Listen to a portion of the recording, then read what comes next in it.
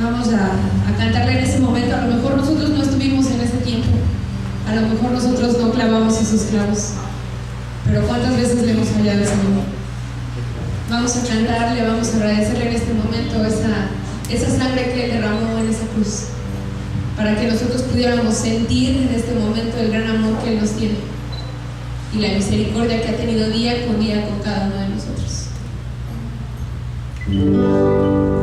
Si hubiera estado ahí entre la multitud que tú me pidió, que te crucificó, no tengo que admitir, hubiera yo también clavado en esa cruz los manos mi Jesús, si hubiera estado ahí.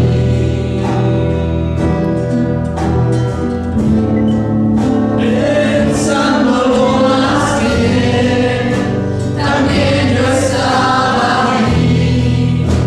Yo fui el que te escupió y tu costado y yo. Pensándolo más bien, yo fui el que coronó de espinas y dolor tu frente, buen Señor, también yo estaba ahí.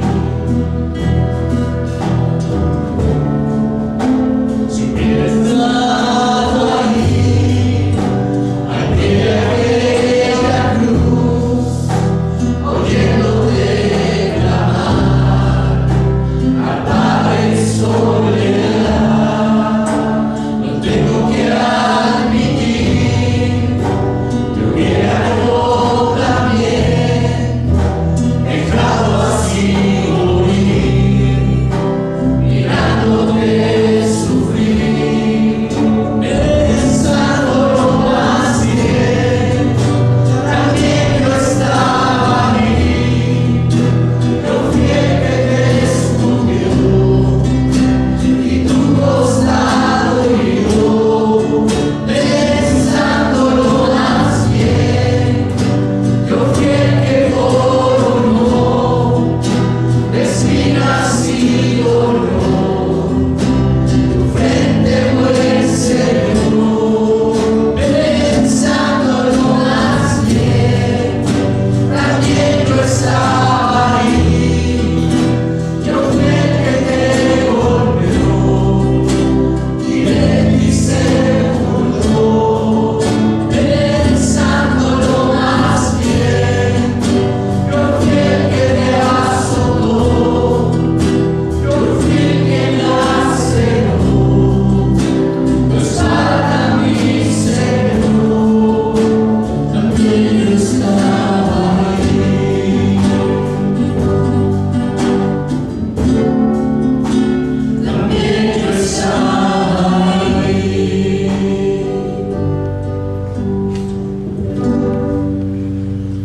Pueden sentarse, hermanos.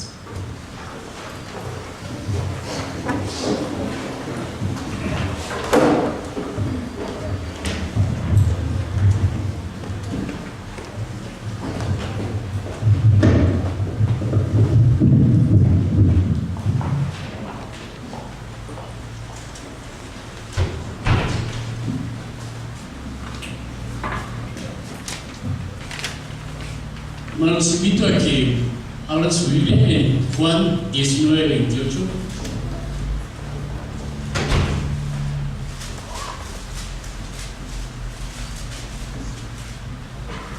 Voy a dar lectura a esta que es la quinta palabra.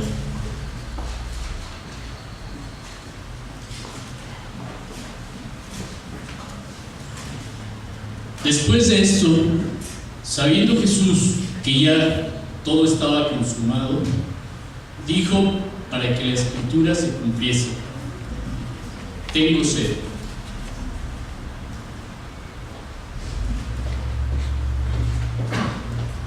Aparte de esa sed que yo creo que como hombre, porque sabemos que Jesucristo se hizo hombre,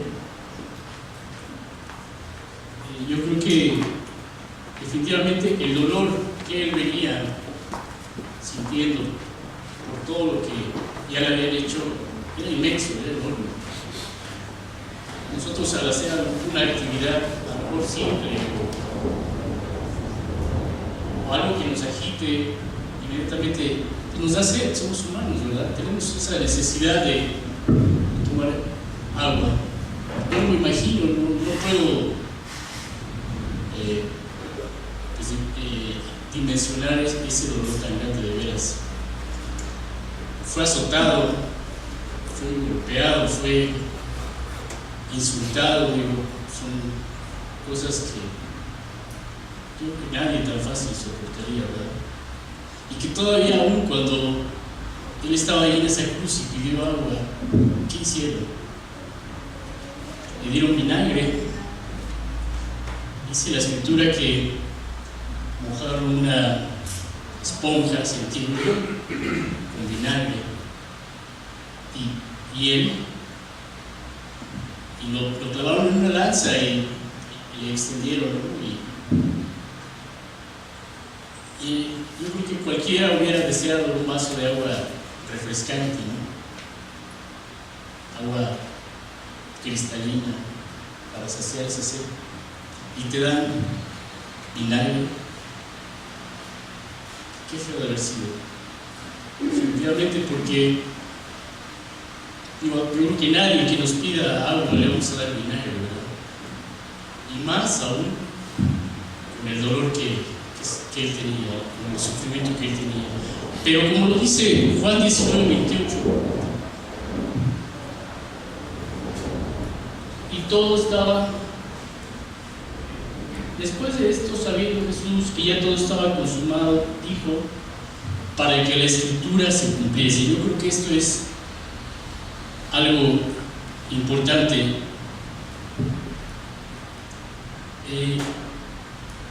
Como lo decía yo, el decir tengo sed definitivamente era por el sufrimiento, pero más que por eso era porque se tenía que cumplir, porque así como estaba escrito se tenía que cumplir. Los invito a que vayamos al Salmo 22:15.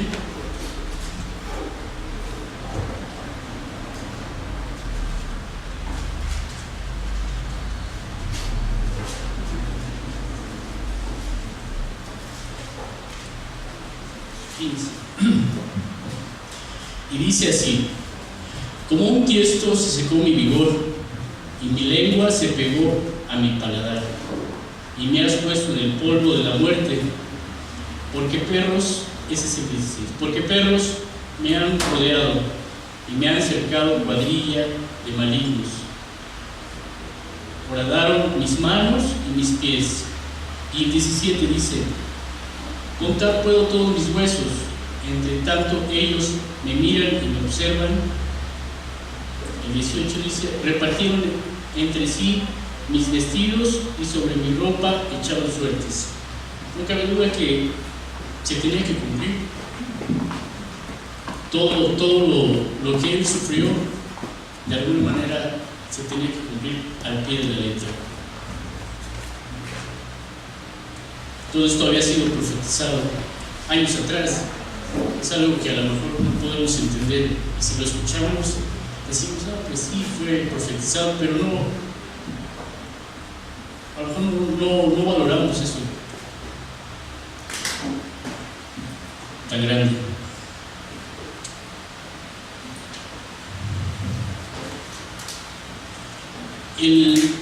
Como hablábamos del sufrimiento que él tuvo,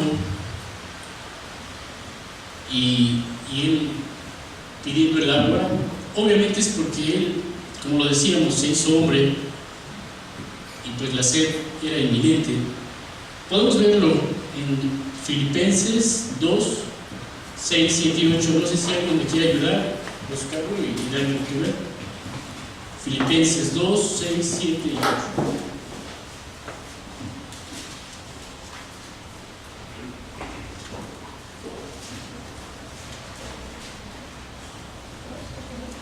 Filipenses 2, 6, 7 y 8.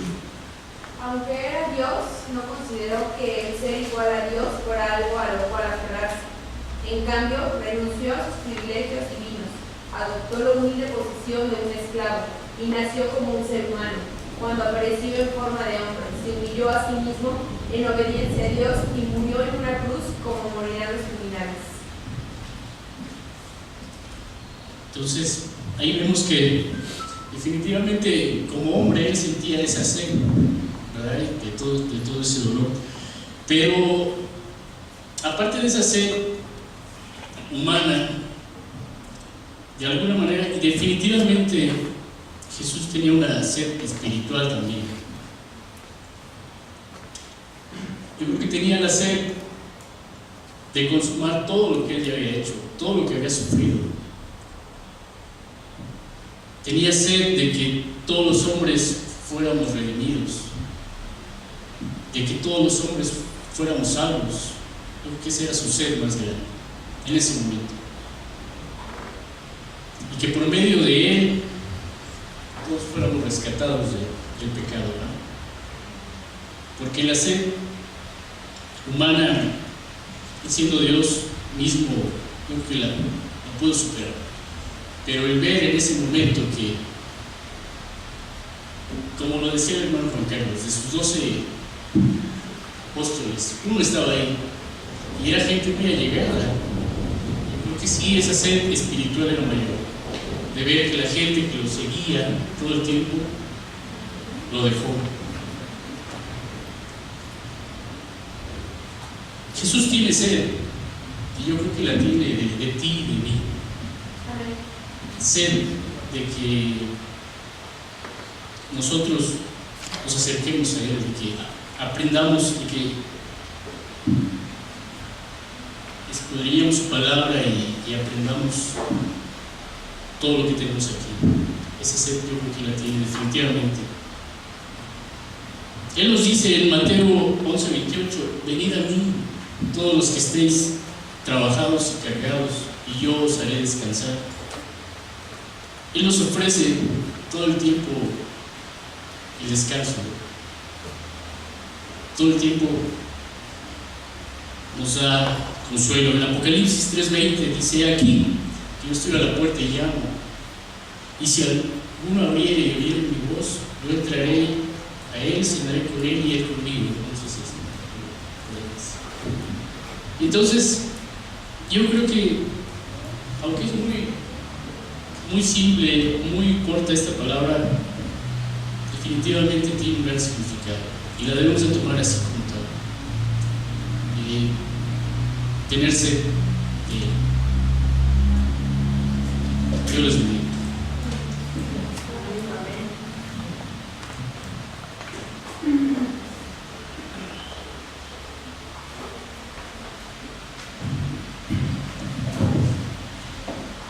Buenas tardes, hermanos.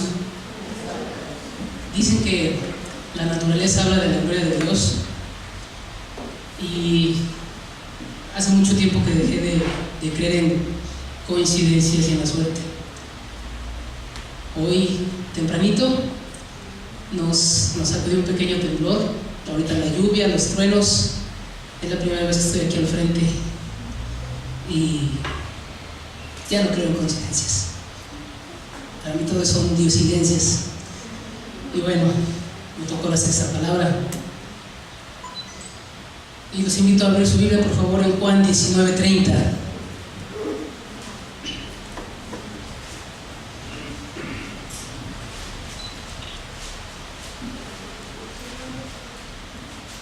Y dice: cuando Jesús hubo tomado el vinagre, dijo: consumado es. Y habiendo inclinado la cabeza, entregó el Espíritu. El Verbo se hizo carne a fin de cumplir con la misión que el Padre le había encomendado. Jesús vino para cumplir una misión, una tarea que le había encomendado el Padre: venir a salvarme a mí y a salvarlos a ustedes. Este fue su plan desde el principio. Dios no hace nada al azar y Él sabe bien lo que hace. Él no se equivoca. Él, desde el momento en que había hecho a Adán y a Eva, sabía qué iba a pasar. Desde antes de crearlos, Él ya había pensado en este plan. Ese fue desde el principio su pensar. Jesucristo vino a este mundo, Dios vino a este mundo en forma de hombre por nosotros. En la cruz, ahí en la cruz se encuentran dos cosas: la justicia del Padre y el amor del Hijo. Dios es justo, sabemos que es así, y como ya lo había dicho el pastor, la paga del pecado es la muerte. Todo criminal merece un castigo. La justicia significa darle a todos lo que se merecen, y si hemos pecado merecemos la muerte. Y Dios Padre hizo justicia ahí en esa cruz. Dios Padre ahí hizo justicia y murió su Hijo por nosotros. Ahí tenemos que haber estado nosotros, pero Él, por todo el amor que nos tiene, sin decir una sola palabra, fue ahí, sufrió por nosotros, recibió los golpes que debíamos haber recibido nosotros, y ahí se hizo presente su amor. Les invito por favor que abran sus Biblias en Efesios 2, del 1 al 6.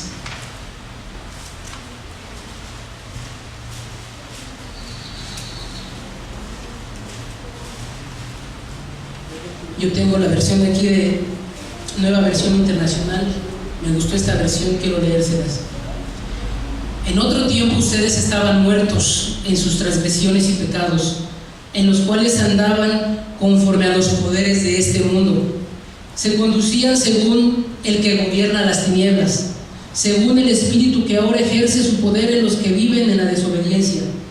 En ese tiempo también todos nosotros vivíamos como ellos, impulsados por nuestros deseos pecaminosos, siguiendo nuestra propia voluntad y nuestros propósitos. Como los demás, éramos por naturaleza objeto de la ira de Dios, pero Dios, que es rico en misericordia, por su gran amor por nosotros, nos dio vida con Cristo, aun cuando estábamos muertos en pecado. Por gracia ustedes han sido salvados, y en unión con Cristo Jesús, Dios nos resucitó y nos hizo sentar con Él en las regiones celestiales. El paquete es completo. Jesús vino a dar su vida por nosotros, para pagar nuestros pecados, pero no nada más eso. El plan era salvarnos, perdonar nuestros pecados, derrotar a la muerte, derrotar al demonio y derrotar a la carne.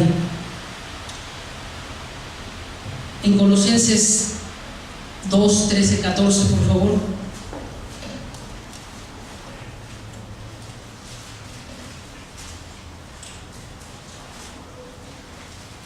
Quien lo haya encontrado, si lo puede leer. Ustedes estaban muertos a causa de sus pecados, y porque aún no les habían quitado la naturaleza pecaminosa. Entonces Dios les dio vida con Cristo a perdonar todos nuestros pecados.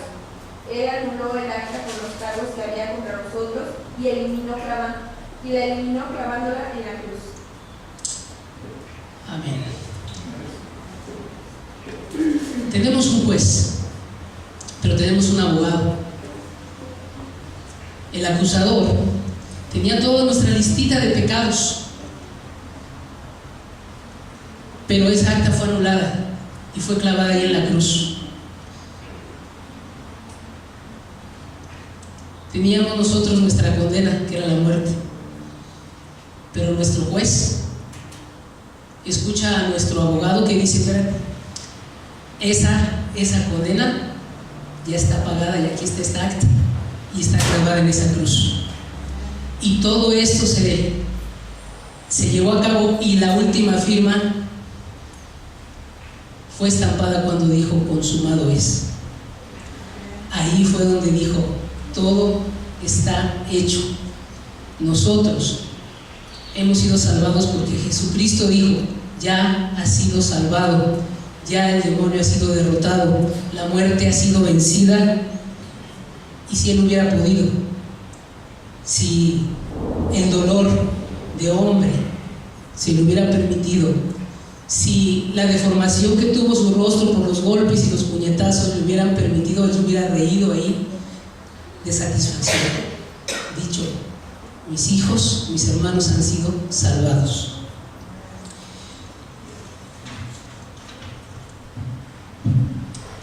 Por favor, quiero que abran su Biblia en Efesios 2:13.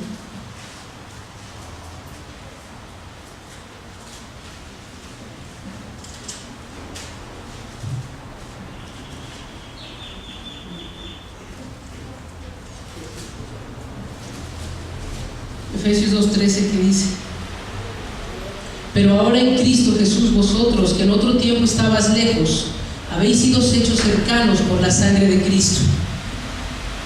Se había comentado que el paquete era completo. No nada más era la salvación, el perdón de los pecados, el vencer a la muerte. Nos hemos hecho cercanos a Dios por Jesucristo. Se rompió el velo al Él entregar el Espíritu y nos ha permitido llegar a la presencia de Dios directos, sin ningún intermediario, sin ningún otro sacrificio. Este sacrificio fue perfecto y no se necesita más. Así que somos victoriosos con Cristo Jesús, ¿verdad? Hemos vencido nosotros a la muerte por Él y con Él. Con Él estoy justamente crucificado, ya no vivo yo, mas vive Cristo en mí. Dios les bendiga. Gracias, Dios.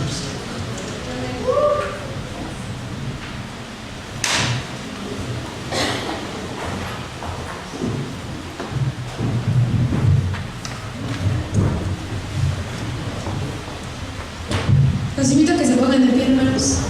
Gracias a Dios que estamos en este momento aquí para darle toda la gloria y la honra a Él. Esas llagas, ese dolor, esa sed que Él tuvo no fue en vano, hermanos. Fue para perdonar nuestros pecados, pero también por amor a nosotros, para que nosotros estuviéramos aquí. Tengamos sed de Él, tengamos sed de su presencia y de su Espíritu.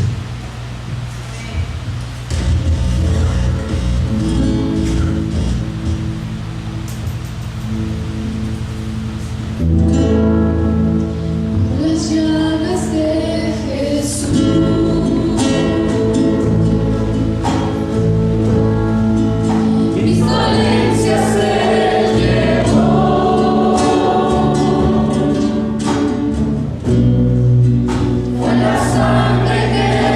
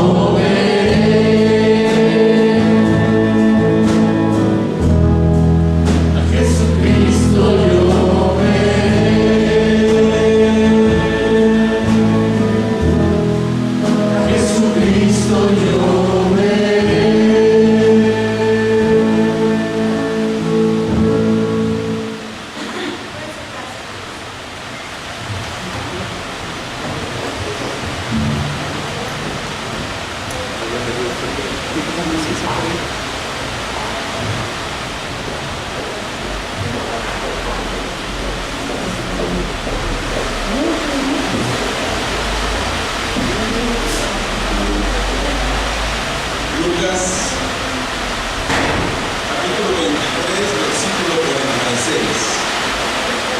estoy de acuerdo con mi hermano Juan Manuel de que esto no es coincidencia. En aquel entonces, en aquel lugar, en ese momento, estaba sucediendo lo mismo que el día de hoy. Ya nos tembló, se nos adelantó un poquito de temblor en la mañana, pero hoy está lloviendo. Hoy el cielo está triste, pero nuestro corazón está lleno de gozo. ¿Qué dice la palabra de Dios ahí en Lucas 23:46? ¿Me ayudan?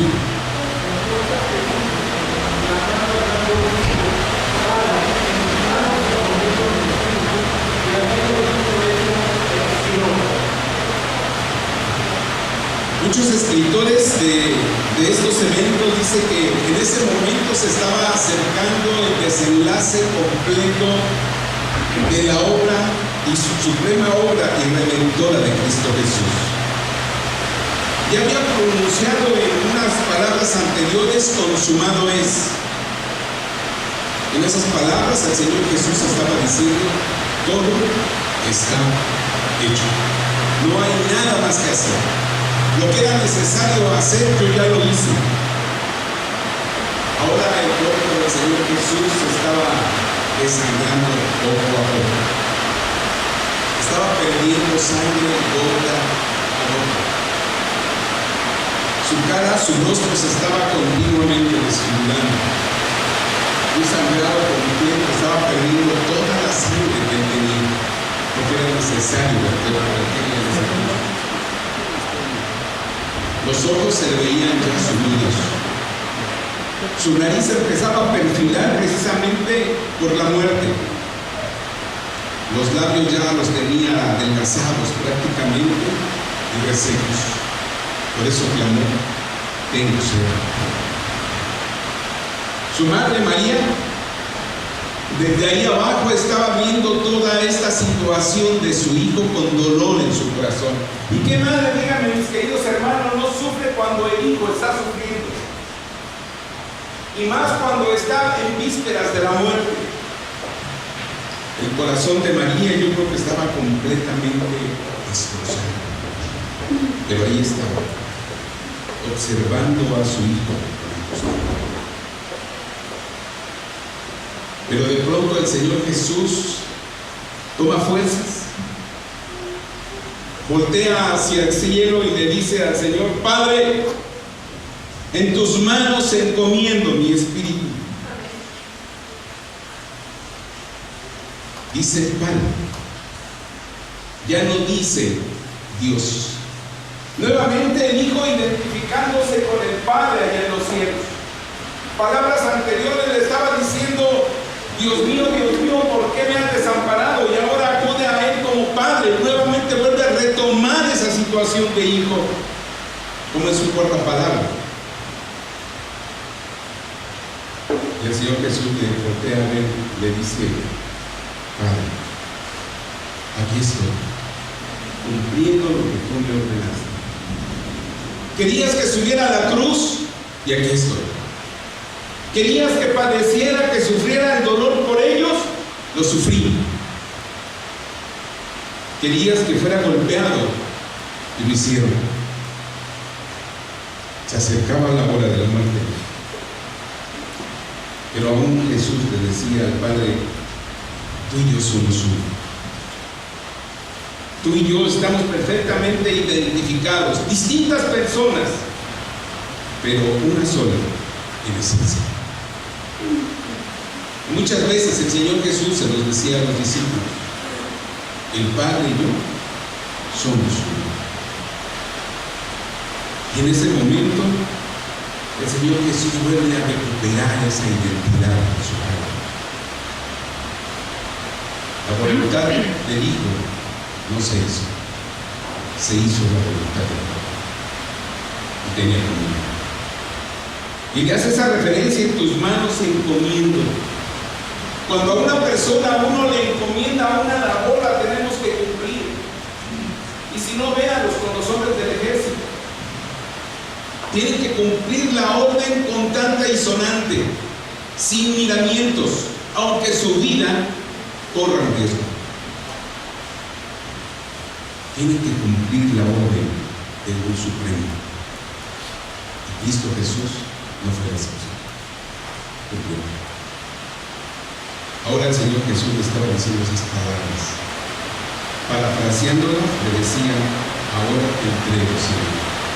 Mira, escucha. Y dice la Escritura: e inclinando la cabeza, expiró. Al contrario, queridos hermanos, de lo que los hombres hacen al morir. El hombre cuando muere no inclina la cabeza. El hombre cuando muere nada más se queda quieto, estático, y entrega el espíritu. El Señor Jesús dice en la Escritura que inclinó la cabeza.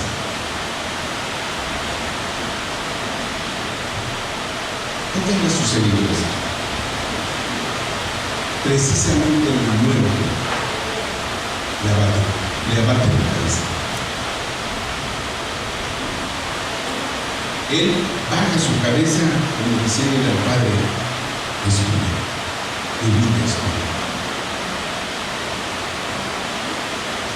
¿Sabe por qué Él hizo esto? Porque Él tenía control supremo sobre la muerte. La muerte no lo dominó a Él. Él domina la muerte. Y si no, mis queridos hermanos, se lo pregunten a todas esas personas que habla la Biblia que resucitó. Si no lo quieren creer, que le pregunten a la hija de Jairo. Si no lo quieren creer que tiene dominio sobre la muerte, que le pregunten a Lázaro. Un cuerpo putrefacto de 4 días que le dijo: Lázaro, ven fuera.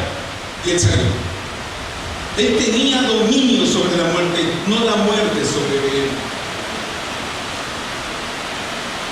Él dio su permiso para que la muerte lo tomara. Y la muerte respetuosa fue al pie de la cruz y tomó la vida de Jesús, porque Él se lo permitió primero. Le entregó su espíritu, no la muerte lo tomó. En ese momento, un terrible terremoto sacude la roca precisamente del Calvario. En ese momento la cruz se balancea de un lado hacia otro. En ese momento, allá en el templo, ¿qué sucede? El velo se rasga de arriba hacia abajo, así como diciendo y gritando: no más Antiguo Testamento, no más ley, ahora es por gracia por medio de la fe. Y dice la Escritura: y esto no de vosotros, pues es regalo de Dios. En ese momento nuestro Dios Padre estaba dando como regalo a Jesucristo. Y en ese momento lo pacta rasgando el velo. Muchas lágrimas cayeron, pero también muchos corazones se levantaron. Su corazón y el mío, cuando recibimos a Cristo Jesús, nuestro corazón se levantó y Él lo tomó. Y en el momento que muere, los muertos resucitan. ¿Qué contrariedad? ¿Qué contrario a lo que sucede? Cristo Jesús entrega el Espíritu y los muertos se levantan, porque dice la Escritura que las tumbas se abrieron. Niños, mujeres, hombres se levantaron entre los muertos. María, aterrada, estaba observando todo eso.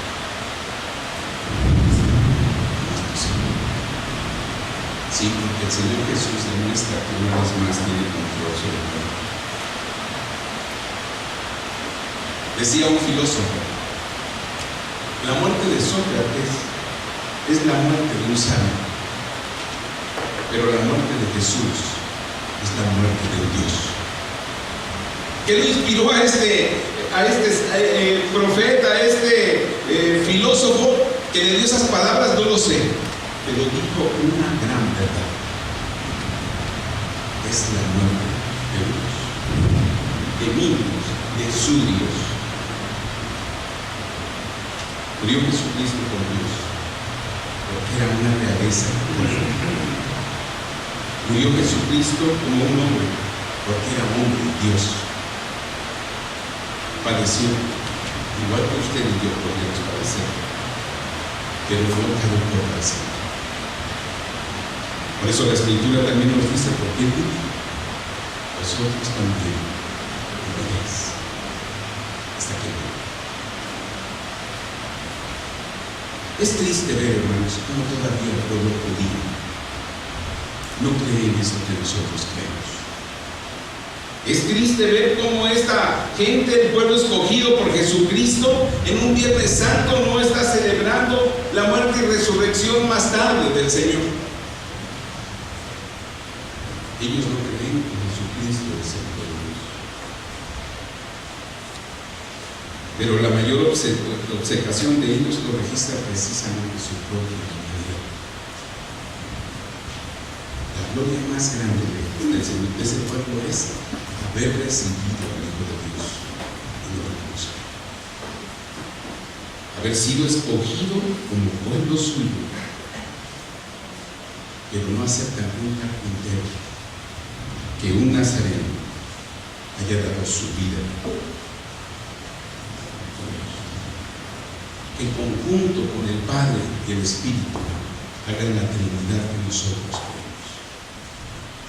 No lo aceptan.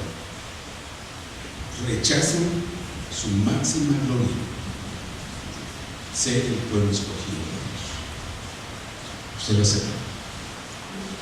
Usted que me está escuchando, querido hermano, acepta lo que le estoy diciendo. Él rompió toda barrera del Antiguo Testamento. Los sacerdotes hoy en día están haciendo el ridículo en todo el mundo. Y tan es real que cuántas cosas no estamos escuchando de ellos hoy en el mundo católico. Cuántas cosas. Pederastas, violadores, engañadores.